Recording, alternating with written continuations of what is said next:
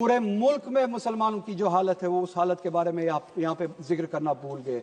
सुबह एलओपी ने भी जिक्र किया, उन्होंने भी अपने एआई रेवोल्यूशन का जिक्र किया, विजन का बताया। उस विजन के साथ ओबीसीज को जोड़ना भी चाहिए, पिछड़े हुओं को जोड़ना भी चाहिए, मुसलमानों को जोड़ना भूल गए। क्या सिर्फ मुसलमान सिर्फ इसलिए है, क्या मुसलमान सिर्फ इसलिए 30 सेकेंड्स आप गिनिए, क्या मुसलमान सिर्फ इसलिए है कि उनको बीजेपी से डरा के इलेक्शंस में वोट हासिल किए जाए? मैं ये बताना चाहूंगा कि ये गलतफहमी पालना बंद कर दीजिए। मुसलमान किसी से डरने वाले हैं नहीं, न वो बीजेपी से डरते हैं न किसी से डरते हैं। वो अगर डरते हैं तो सिर्फ और सिर्फ इसी बात से डरते हैं कि जिस तरह का रवैया आरएसएस और बीजेपी 370 हटाने के बाद वहां पे पार्लियामेंट इलेक्शन भी हुआ और असेंबली इलेक्शन भी हुआ। ताजुब है कैसे इस मुल्क को बेवकूफ़ बनाया जाता है। ये कोई पहली बार नहीं है कि असेंबली का इलेक्शन, पार्लियामेंट का इलेक्शन जम्मू कश्मीर में हुआ हो। 370 के होते हुए भी होता था, आपने नाजायज़ तरीके से 370 हटाया, उसके बाद भी इलेक्शन हुआ।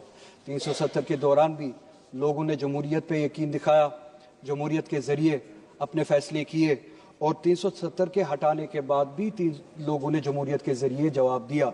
वो इलेक्शन होना कोई पहली बात नहीं है, कोई ख़ास बात नहीं है। इलेक्शन इससे पहले भी हुए, आज भी होते रहे, होते भी रहेंगे।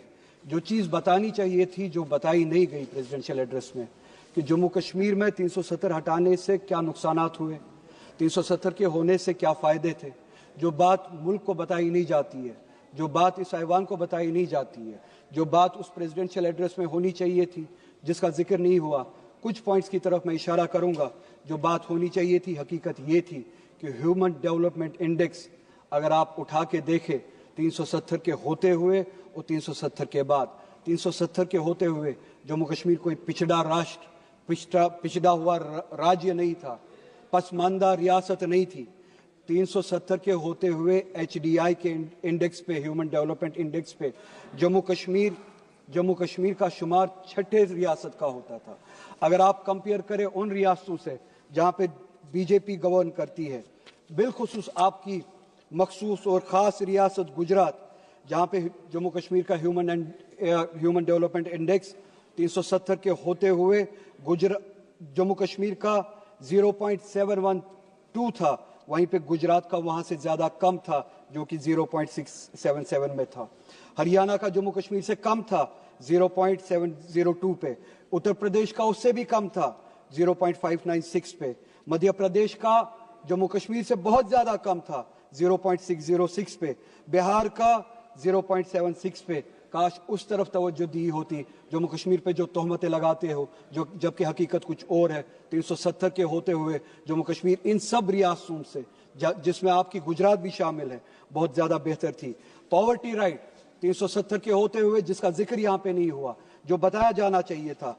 जम्मू कश्मीर जो इस मुल्क की सर्वे हुई है, आखिरी सर्वे हुई है, जम्मू कश्मीर में 10.3% पे थी, जो कि गुजरात से कहीं ज्यादा बेहतर है। गुजरात जहां पे 16.6 की पॉवर्टी रेट है, परसेंटेज है। यूपी की 29.4% है। मध्य प्रदेश की 31.7 पॉवर्टी परसेंटेज है, बिहार की 33.7, और 370 के होते हुए उसी मुकाबले में जम्मू कश्मीर की सिर्फ और सिर्फ 10.3 पॉवर्टी रेट थी। ये बताना आप भूल गए। इस मुल्क को आप बेवकूफ़ बनाते हैं, इस मुल्क को आप मिसलीड करते हैं। लाइफ एक्सपेक्टेंसी पे बात करें, 370 के होते हुए आपकी जो सर्वे हुई है इस मुल्क में 2009 से लेकर 2016 तक, अगर आप कंपैरिजन करें, जम्मू कश्मीर में लाइफ एक्सपेक्टेंसी की जो रेट थी वो उम्र बन चुकी थी 73.5, गुजरात की उससे कम थी 68.7, यानी जम्मू कश्मीर में लाइफ एक्सपेक्टेंसी ज्यादा थी गुजरात से। हरियाणा में 69.4, यूपी में 60.3, मध्य प्रदेश में 60.2, बिहार में 68, और इस सब के मुकाबले में इन सबसे ज्यादा कश्मीर में थी 73.5। एजुकेशन के हवाले से आप बात करें, एक ही इंडिकेटर की मैं बात करता हूं, gross enrolment ratio for higher education. जो हायर एजुकेशन में लोग दाखिला लेते थे, एनरोल करते थे, जम्मू कश्मीर में इन सब रियासतों से ज्यादा थी 370 के होते हुए। 370 के होते हुए 30.9% थी जम्मू कश्मीर में, और गुजरात की उसी मुकाबले में बहुत ज़्यादा कम थी 20.4, यानी कि जम्मू कश्मीर में 370 के होते हुए हायर एजुकेशन में 31% परसेंटेज जो है आबादी की जाती थी, और गुजरात में उससे बहुत ज़्यादा कम 20% जाती थी। हरियाणा में 29.4%, यूपी में 25.8%, मध्य प्रदेश में 22.6%, बिहार में सिर्फ और सिर्फ 14%। ये है हालत जो कश्मीर की थी, जिस राह पे ये कश्मीर था। इनकम की अगर बात करें, मैं ज़्यादा इंडेक्सेस में जाऊंगा नहीं। पॉवर्टी की मैंने बात की, जम्मू कश्मीर गुजरात से भी बेहतर था, हरियाणा से भी बेहतर था, यूपी से भी बेहतर था, मध्य प्रदेश से भी बेहतर था, बिहार से भी बेहतर था। सिर्फ 2 मिनट चाहिए मैडम चेयरपर्सन, मैं कंक्लूड करूंगा, मुझे पता है मेरे पास वक्त ज्यादा नहीं है।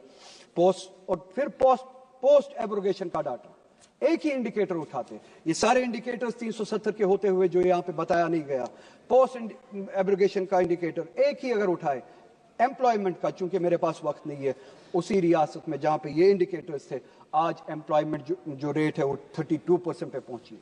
पहली बार हमने देखा है। यह है 370 हटाने का नतीजा। 370 हटाने के बाद यह बताया गया, मुल्क को बेवकूफ बनाने की कोशिश की गई कि इलेक्शंस हुए। इलेक्शंस उससे पहले भी होते थे। यह नहीं बताया कि इलेक्शंस के जरिए लोगों ने वहां पे क्या पैगाम दिया। इलेक्शंस के जरिए पैगाम दिया, असेंबली में रेजोल्यूशन पास हुआ, न सिर्फ 370 बल्कि कॉन्स्टिट्यूशन के जरिए इस रियासत को, जम्मू कश्मीर को, जो 1953 से पहले जो स्टेटस मिला था, असेंबली ने वो रेजोल्यूशन पास किया कि हमें तब तक ये स्टेटस कबूल नहीं है जब तक वो स्टेटस बहाल ना किया जाए। असेंबली के जरिए हालांकि मेरी वो ख्वाहिश नहीं है सिर्फ स्टेटहुड बहाल किया जाए यहाँ पे, मगर असेंबली के जरिए, और बहुत सारे लोग, सिर्फ एक मिनट, बहुत सारे लोग आपके उन वादों पे उम्मीद लगाए हैं कि आपने यहाँ पे चलिए स्टेटहुड की बहाली के हवाले से वादे किए हैं, सुप्रीम कोर्ट में वादे किए हैं, वो वादे आप कब पूरा करेंगे और रेजोल्यूशन पे अमल कब करेंगे। जो स्टेटस था जम्मू कश्मीर का 1953 से पहले, वो एक दिन इस मुल्क को वापस करना पड़ेगा। और आखिर में मैडम, पूरे मुल्क में जो मुसलमानों की हालत है, मैडम पूरे मुल्क में मुसलमानों की जो हालत है, वो उस हालत के बारे में आप यहाँ पे जिक्र करना भूल गए। सुबह LOP ने भी जिक्र किया, उन्होंने भी अपने AI रेवोल्यूशन का जिक्र किया, विजन का बताया। उस विजन के साथ OBCs को जोड़ना भी चाहिए, पिछड़े हुओं को जोड़ना भी चाहिए, मुसलमानों को जोड़ना भूल गए। क्या सिर्फ मुसलमान सिर्फ इसलिए है, क्या मुसलमान सिर्फ इसलिए, 30 सेकेंड्स आप गिनिए, क्या मुसलमान सिर्फ इसलिए है कि उनको बीजेपी से डरा के इलेक्शंस में वोट हासिल किए जाए? मैं ये बताना चाहूंगा कि ये गलतफहमी पालना बंद कर दीजिए। मुसलमान किसी से डरने वाले हैं नहीं, न वो बीजेपी से डरते हैं न किसी से डरते हैं। वो अगर डरते हैं तो सिर्फ और सिर्फ इसी बात से डरते हैं कि जिस तरह का रवैया RSS और बीजेपी। मैं आपका आभार व्यक्त करता हूं कि आपने मुझे महामहिम राष्ट्रपति